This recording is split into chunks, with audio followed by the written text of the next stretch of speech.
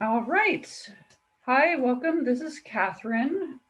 Today we'll be talking about eBooks and eMagazines. Some of you probably attended this session about, I don't know, a month and a half ago about eMagazines moving to Overdrive and Libby. So I will be holding a poll to see if people would prefer to hear about Libby or about other resources. Um, let's see, moving on to our logistics. Okay, so you can ask questions via chat and the Q&A. If you're more used to Zoom meetings, this may be a little bit different. There's a setup as a webinar, so you may not be able to see the full list of participants. And you won't be able to unmute yourself without me permitting it, but I will allow people to unmute themselves at the end if you would like. Just once I say that you can raise your hand and you'll be allowed to do that. If I don't get to your question as we're going along, I will answer it at the end. You should receive the recording via email, the same one you used to sign up for this workshop, within a few days, probably Friday at the latest. We do edit those manually, so it can take a little bit of time. All right, so I'm going to start a poll about how much you use eBooks and what platforms, if any, you use to look at them. This is completely optional. It is also anonymous. So respond if you want, don't respond if you don't want. No one will see whether you responded or not.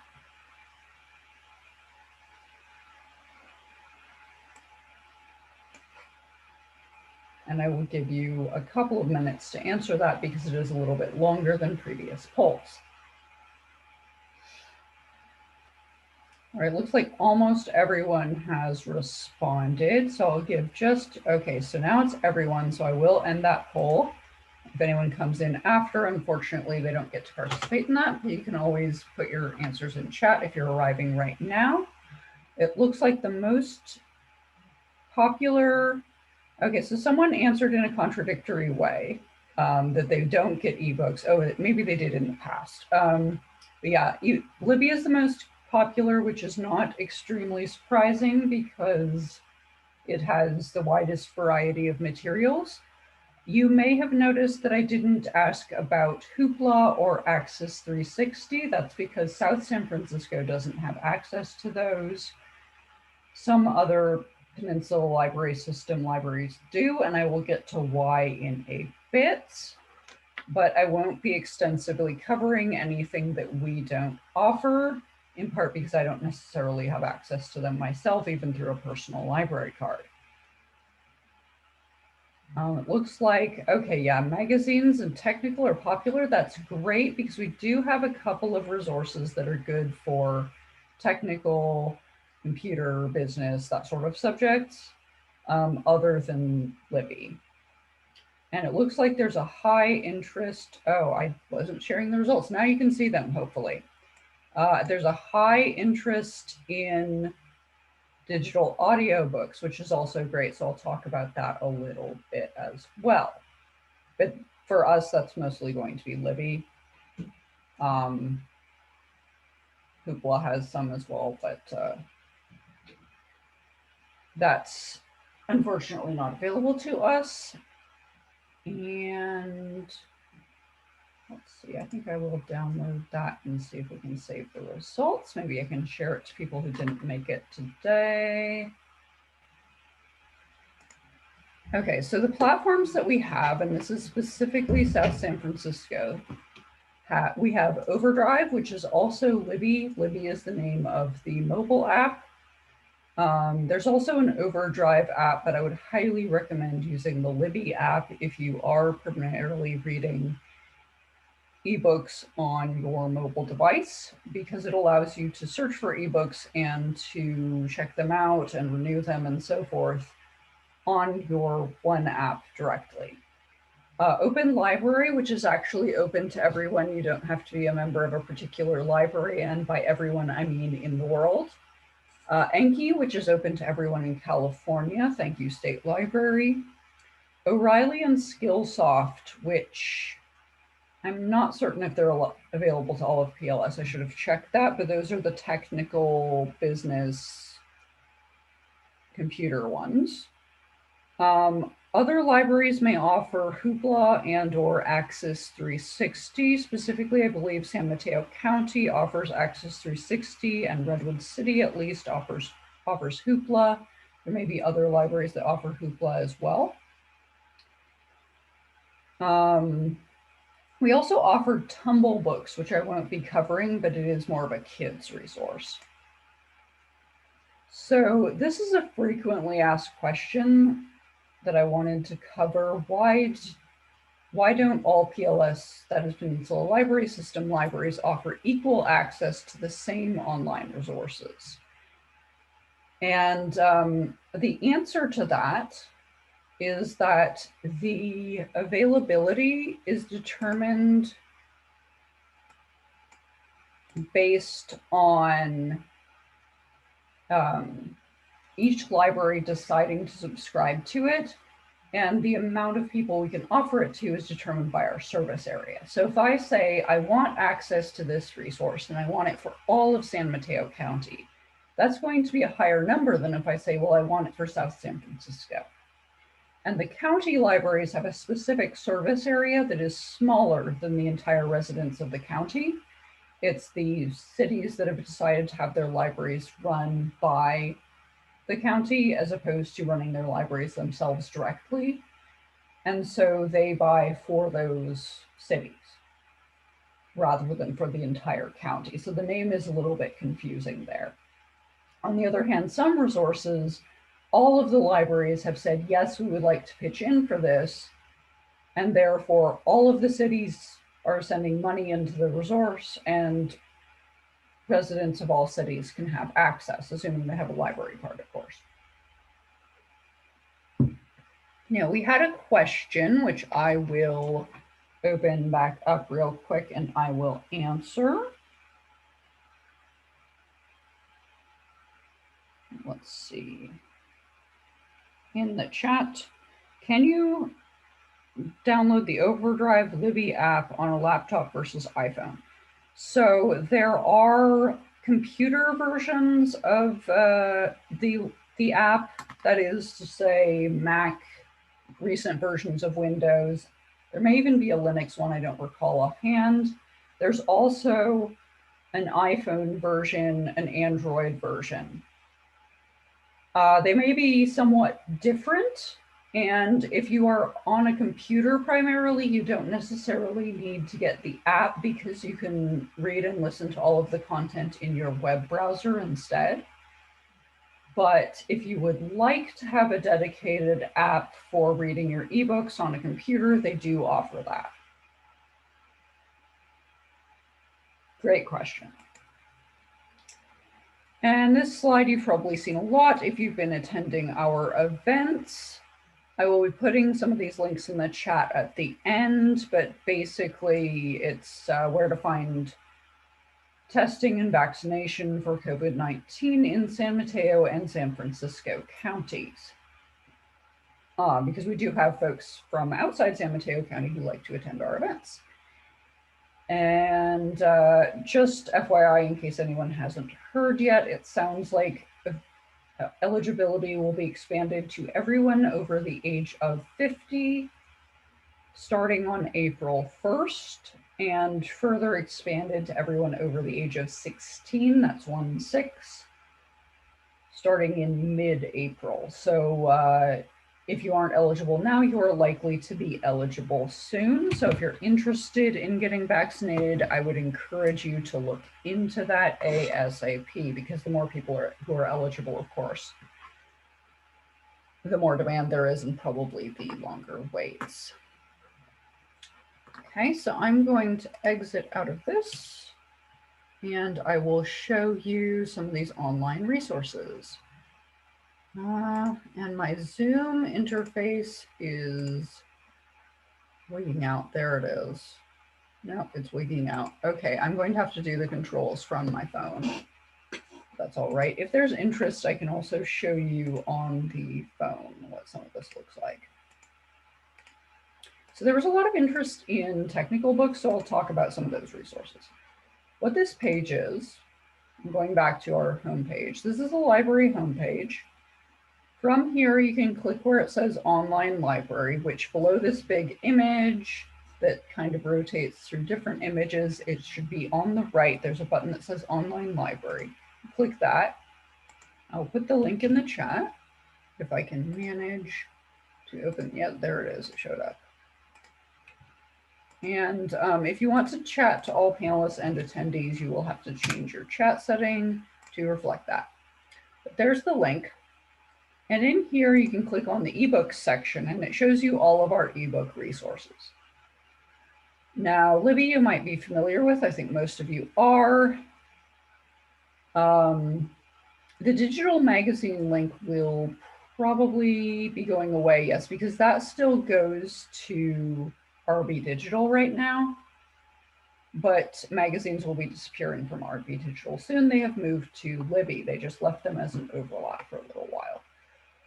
So I'm going to show you first off O'Reilly. Now I have it open already, but when you first go to the page, you will have to enter your library card number and your PIN, which is the last 4 digits of your phone number, in order to log in. It gives you a temporary access, but it'll remember you for a little while. It's just that you're not able to save things to your account the way that you would if you were a personal subscriber. Okay, and so what O'Reilly is, well, they're a major publisher of like technical computer books, that sort of thing. And so on the website, you can read their computer books, but they also have these lessons, these video lessons that you can watch, and some recommended learning paths. So they've organized some of their resources for you. So you can click that. I've clicked Spring and Spring Boot Fundamentals. It estimates how much time it is, and it looks like this one's mostly videos, but there's also some text that you can consult for their class. So for anyone who's looking to deepen computer skills, maybe with an eye to a job relating to computers, this is going to be a great resource. But the thing is that this does tend to be a little bit more advanced than some of the other things I'll be covering. I mean, you know, they'll have an intro to the subject, but it's a somewhat advanced subject. Okay. So, it's not showing me if anyone has any questions, so I will check elsewhere. Nope. Nope. All right. So I will also show you, this is Skillsoft. This is the other resource we have that's primarily business and technical. And this one will ask you to make an account. Now I've already made an account, but you'll need your library card number and an email address to sign up. And then it'll ask you to create a password. And it may take a little while. They say up to 24 hours. In my case, it only took maybe 45 minutes for my account to be registered, but it may take a little while. So if if you're not able to get in right after this class, don't worry about it. It'll be fine. You'll get access later, okay? This one has quite a few different sorts of subjects. So even for the IT skills, they have a little bit more in the way of, I think, introductory level things, although the first things they're kind of showing you is this somewhat more technical. Let's see. They also have courses. Let me see. I'm going to try to productivity and collaboration, for example. I think we'll have stuff. Yeah, so it has all of these little tutorials, and a lot of them are, some of them are, this one's 46 minutes. Some of them are shorter, but, things you can do to improve your skills with Microsoft Office, for example. And if you click on the left here, like let's say that you have Office 2010 at home, then they have all of these books that you can read as well in a digital format. And some of these, if you prefer physical books, we do own some of these books as well. Now, Skillsoft books are reflected in the catalog. So if you search on BiblioCommons, you can find them. However, in some cases, what's reflected in the catalog may not be 100% accurate to what's reflected in what we have on Skillsoft. They add and they remove things as they lose and gain licenses or as new books are published. So it can be a little bit behind. So the best way, if you are interested in some technical ebooks, is to log into Skillsoft directly. Now, one thing you can do, let's say that you want to read this Excel sales forecasting for dummies, but you don't want to read it right away. You click this ... and you can hit save, which will let you save it to a learning plan. So you can say, let's say I'm going to call this Excel. You can even set a due date so that when you log in, it'll remind you, oh, I wanted to read this by the end of June. Let's set that to the end of June, even though I randomly picked that date. And then you hit save. And it creates the learning plan for you. And then you can go in and put other, if I just search for Excel, there might be some videos, right? And you can put other resources on that learning plan as well. Let's see, let's look at some of the other categories. Business skills, for example. It is a little bit slow, the website, so please be patient. So they have books on human resources, on leadership. They have different business skills like hospitality. Let's say that you work in that or are interested in working in that. What's the future of the hotel industry? So the amount of resources, I've never fully explored it, I'll admit, but they're always adding new things, and there's a ton of interesting stuff in here. Digital marketing. Okay, so this is a summary, so it's just 12 pages, and I think that's pretty useful to be able to see what you're getting yourself into before actually clicking into it. And once you open it up, let's show you what a book looks like. You can make notes on it and put bookmarks as well. You can click to open up sections. Now, they don't make it easy to download or print the whole thing. It's not really designed for that, which is kind of the disadvantage. But yeah, you can download section by section as PDF. So you would be able to download that and read it on pretty much any device, because most devices do support PDFs at this point. Any questions about either of our more technical book resources? If not, I will move along to some of the other resources.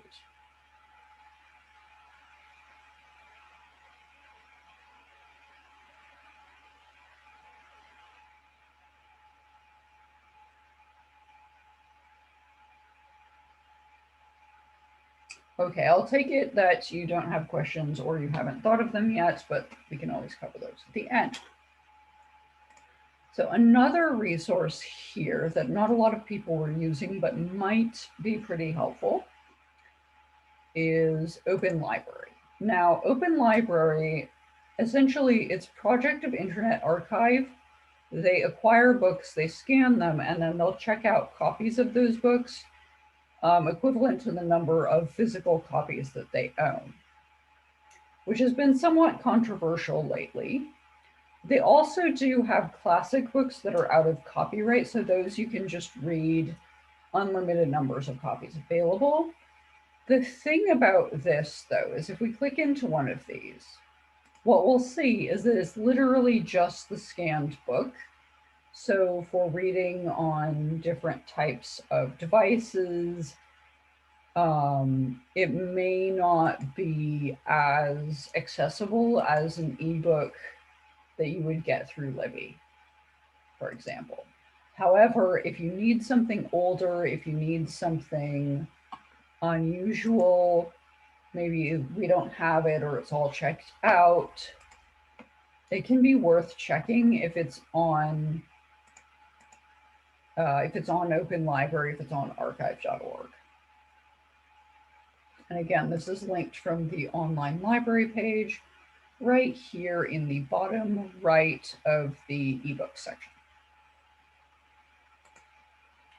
You can also check out books. So they have some suggested books here. So like, let's say if I wanted to read this, Discovering Women's History. And they don't tend to have the most recent things, in part because they get their books from library discards, or some of them at any rate, and other donations, but in part because they don't really want to step on the toes of authors that are, trying to get their book published and having them sell within the first few years, because most of the sales of any book are, generally speaking, relatively soon after publication. So when you hit borrow, what'll happen, and sometimes they'll have multiple editions for you to select from. In this case, there was only one available edition. Automatically, it will give you a 1 hour borrowing period to consult the book. But if you want, you can borrow it for 14 days. And then whenever you log in, and you will have to make an account for this as well, but you don't need a library card. Whenever you log in, it'll be available. And you can see that this was scanned from a specific ex-library copy. It's got stamps in it. It's got a bit of annotations in it. So depending on the copy you check out, you might have a pretty different experience. And we have a question. The book has an audio symbol. So let's take a look at that. Using read aloud. I think it's going to be a text-to-speech type read aloud. I don't think it's going to be, I'm not sure if you'll be able to hear it, but I think it's going to be text-to-speech automated, not a,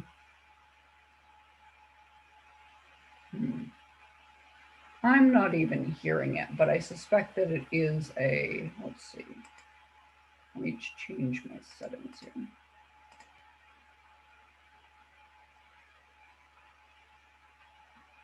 Oh, it's not doing it right now. Okay. Yeah, I don't know if you can hear that, but it's definitely a mediocre quality text to speech. So if you need that as an accessibility feature, it might be better than nothing. But it's not a great quality experience. One thing you will notice as well, though, is they do have a DAISY version. If anyone uses either the app or the device, a DAISY reader for print disabled people. So that format is available if that would be helpful for anyone.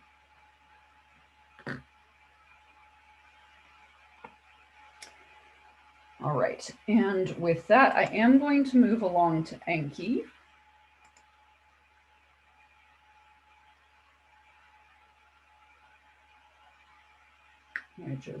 There we go. Now, Anki shouldn't require you to log in. It's basically it detects that you're in California, and it gives you access, because I believe access is being provided through the state library. One thing about Anki is it does tend to be lesser known stuff, independent publishers, self-published works, some of them by local authors and so forth, but you know, as a result, if you're looking for that book that just came out last week from a major publisher, it's probably not on here. However, if you're just looking for something to read, you're a bit flexible, you might find something good on here. So for example, I don't know too much about this book, so let's view the details. You mouse over it, you view the details. And it sounds like it's a fantasy novel.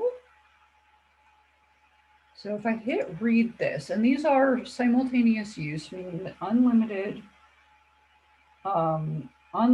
people can check it out at a time. Are you talking, Jenny, were you talking about Open Library?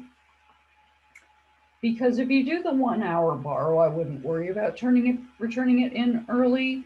It will automatically return itself at the end of its borrowing period, which is the same as Overdrive, incidentally, but I believe you can return it early from the screen where you're reading it.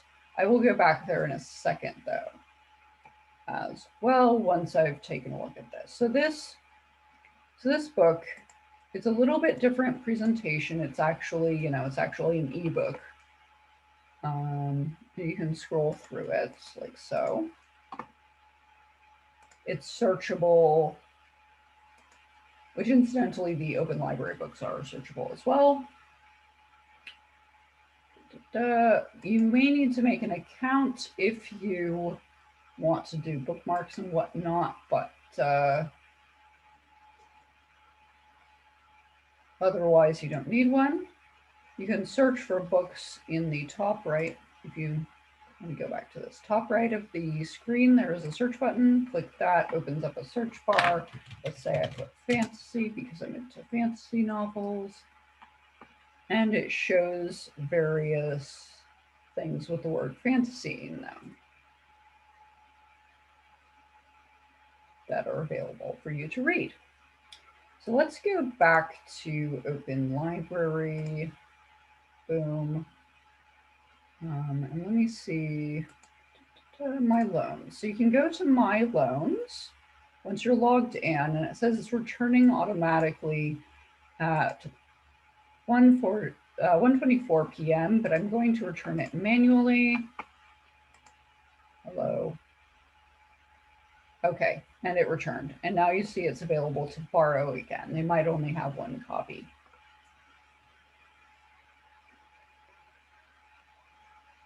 So that was pretty straightforward. And I wish it would let me. Come on. There we are. With the Zoom controls fully opened, it's hiding some of the things. Let me see if I open and close the chat, if it will. There we go.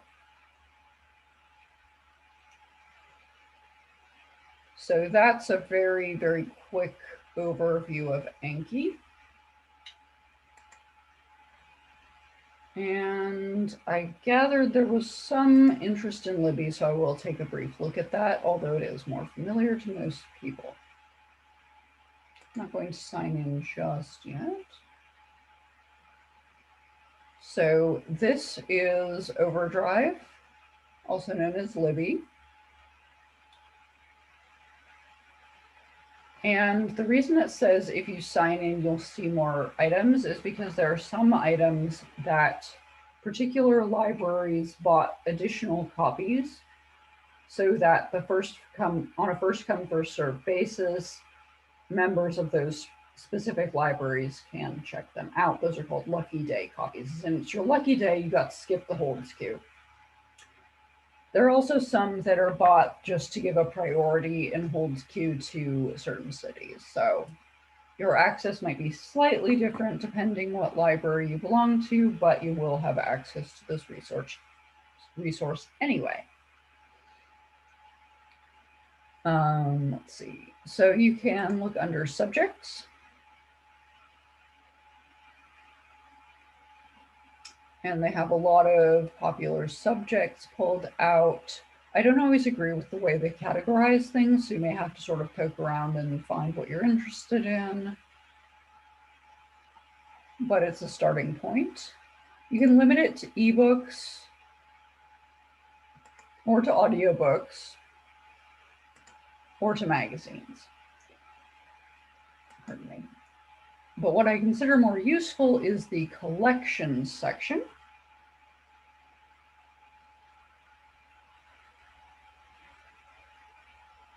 Okay. For books for a child, I would suggest you can start with the kids section if you're using Overdrive. And it will put you in this tab where it only shows the kids content. And if you wanted to go back, you would have to hit this back to main collection right at the top of the page. So that'll be, items that are at a children's reading level and with content that should broadly be appropriate for children.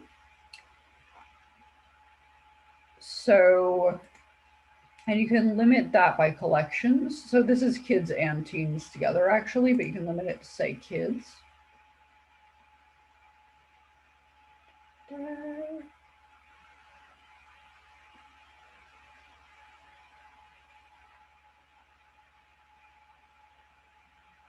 And it doesn't look like they have that much on this screen divided by age level. But if you were to click into a collection, like say they have this collection of sports related books, then one thing you can do is you can change the interest level. So that's, it's written with content that should be appropriate to and interesting for kids of a certain age, as distinct from the various reading levels, which are more, is it written in a way that is hard for young readers or not, right? I would honestly put more stock in interest levels for the most part than reading levels. But, some of you may be dealing with schools that require your kids to read X number of books at a certain level. So you can limit it by that. You can limit it by audience, but that's just juvenile versus young adult. So those are very broad categories. Another thing, let's see, and I'm sure they have audiobooks, but let's see if we can limit it to audiobooks. Because you asked about read-alongs, but I will get to that as well, because I think for read-alongs, you'll want to look into Tumble books, which I'm not terribly familiar with. Audiobooks, yes. See all. Yes, they do have audiobooks, but the things that you'll want to look for, because these are just going to be audio, the things you'll want to look for are, let's see, I think that we have a kids section on here. Might just be under them. As you can tell, I work mostly with adults, so I'm less familiar with the kids resources. Let's open up the kids page here. Whoops. Of course, it opens it up in some random tab that I can't see. There we go. Kids page. So one thing is Canopy Kids. Canopy Kids has these, that they've made books into videos that you can do, and then Tumble Books is probably what you're looking for mostly. I will put the link to this as well. I haven't used it very much, but as I understand this, they have a lot of read-alongs. So that'll be, if that's a big priority for you, that's going to be what appeals to you the most likely. So you'll want to check out Tumble Books when you get the chance later. And again, the kids' resources are going to be on here. But yeah, Canopy and Tumble Books.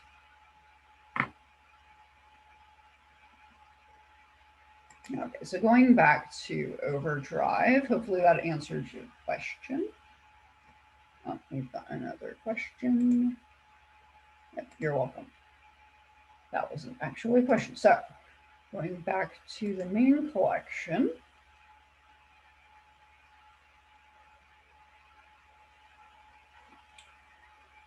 You can also limit it to Kindle books specifically.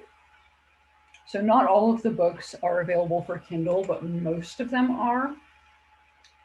And essentially the way that it works is it sends your request to Amazon, And then Amazon sends the book to your Kindle once you've logged in there, if you have a Kindle. Now you can of course use the Kindle Reader app on your smartphone or what have you, but honestly, if you don't own a Kindle, I'd just read in the Libby app instead. Seems simple. But yeah, that's there if you need it. And for other languages, the main languages that we have, at least on Overdrive, are Spanish and Chinese. Well, English followed by Spanish, followed by Chinese. There are a few books in other languages, but when you look at it, it tends to be mostly how to learn whatever language type of books rather than, here's a novel if you already speak Spanish. Here's some nonfiction for people who already read Spanish, that sort of thing. But yeah, so there are quite a few books in Spanish. I think this is just driven, honestly, by the languages that are spoken commonly in our area, because most of the books on Overdrive are purchased specifically by Peninsula Library System. There's a few that are part of collections that will pick up the whole collection, but a lot of them are, oh, there's this new novel coming out, we're going to order that sort of thing.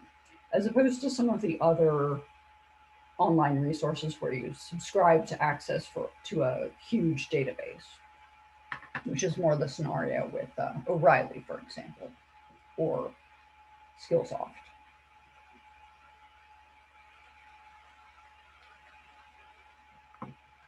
And when you find something that you like, you can read a sample or listen to a sample if it happens to be an audiobook, which is also good, especially for audiobooks. I recommend doing that just to make sure that your tech setup is allowing you to hear audiobooks. Some folks have had issues with audiobooks that can require a significant amount of troubleshooting. If you do have trouble, though, feel free to call us or email us, and we will do our best to help you with that. But yeah, if it shows up well here, it should show up well in the reader. And you can do this on the app version as well. All right. Okay, I'm going to show you the app version really quickly, so I'm going to stop sharing. Stop sharing, and I will share on my phone. And let's see, we have somewhere Libby.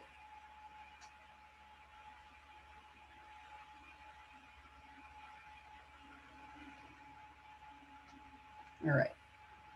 Okay, you can see it now. This is Libby. You can see I had checked out various things, but they've all returned themselves. They do return automatically. You have to be connected to the internet for that to be reflected, of course. And it took a little second with loading because of that. If you haven't used Libby before, you will need to enter your library card number in order to access it, and select your library, which it should work if you select any library in Peninsula Library System. But with these sorts of things, I do recommend for you to put one in the city where you live, if you live in San Mateo County, just because there are a few apps that will kind of bug out if your library card number doesn't match the city that you input.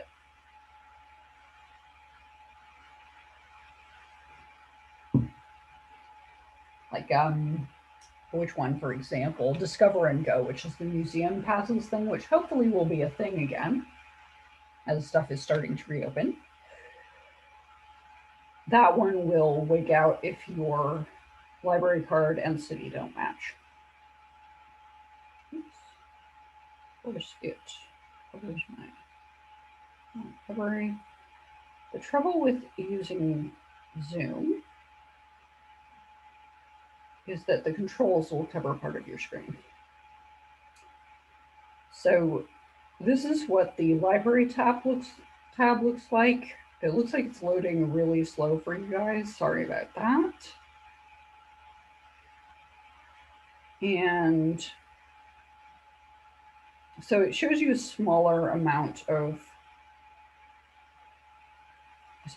items, but because I'm logged in, I can set things like preferences. Like I only want certain languages. or I want it in a particular format. They call that support, but format.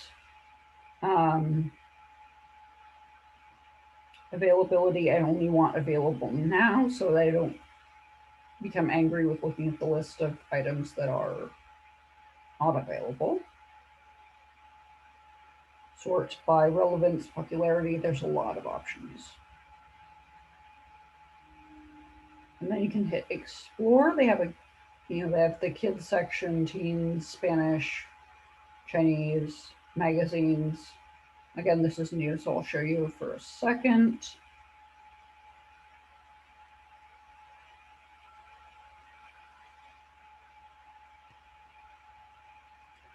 And at the top, it has a search box, so you can put, let's say I want USA Today. I'm not sure if it's on there, but we'll find out. They would appear not. Now let's see, I think Vogue was on there, various versions of Vogue. There we go, Vogue magazine, it's available. Vogue Living, Vogue Australia. Oh, and it looks like what you're seeing is probably a little bit delayed compared to what I'm seeing. The difference between Libby and Overdrive. So Libby is an app offered by the service Overdrive. There is, what worsens the confusion is that there is also an Overdrive app, which is the old app from Overdrive, which all it does is let you read eBooks. It doesn't let you search through the collection. It doesn't let you check things out. It doesn't let you renew things or return them early or any of that account-related stuff that it would be convenient to have in the same place. So Overdrive is the service. Libby is the new app. Overdrive is also the old app.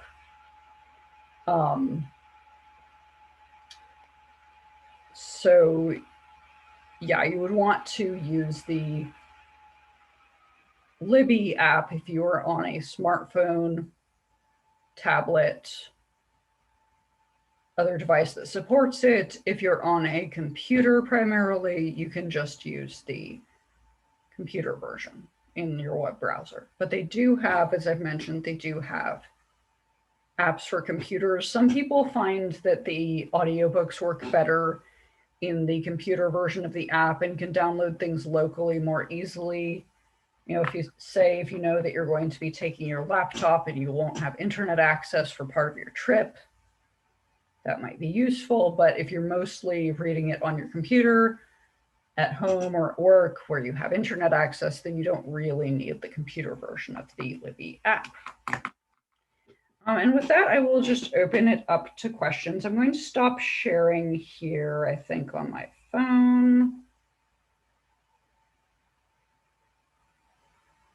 And I will open up the attendees list in case anyone wants to raise their hand.